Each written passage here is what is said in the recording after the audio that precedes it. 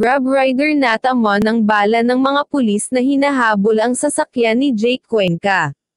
Isang Grab rider ang siyang nadamay at aksidenteng nabaril ng mga pulis habang hinahabol ang sasakyan ni Jake Cuenca.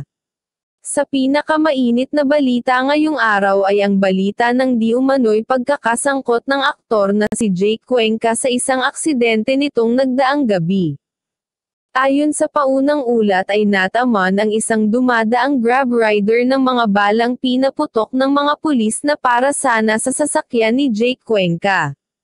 Nagsimula umano ang pangyayari matapos na aksidenteng mabangga ni Jake Cuenca ang isang sasakyan ng pulis na siyang gumagawa ng operation sa Mandaluyong area.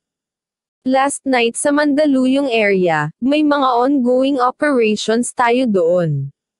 Wala namang nasaktan sa nabanggang sasakyan ni Jake Cuenca.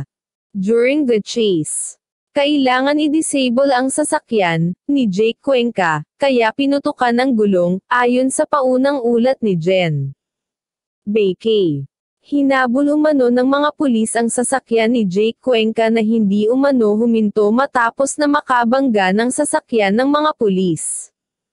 Hinabol ng mga pulis natin hanggang sa nakarating sa area ng Pasig sa Maisyo and when confronted, nakita na ang driver ng sasakyan ay ang aktor na si Jake Cuenca.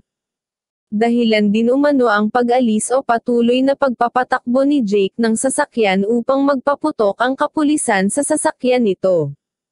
Ngunit sa gitna ng pagpapaputok nila ay tinamaan ng ligaw na bala ang isang dumaraan lamang na Grab rider sa kasagsagan ng naturang insidente. Sa isang kumakalat na video pa nga sa social media ay mapapanood ang isang nakadepang Grab rider sa kalsada, na siyang tinamaan ng ligaw ng bala ng mga pulis. Nakakaantig sa pusong kinausap ng isa pang Grab rider ang naturang nakadepang rider din at pinapatatag nito ang loob bago dumating ang ambulansya at pamilya nito.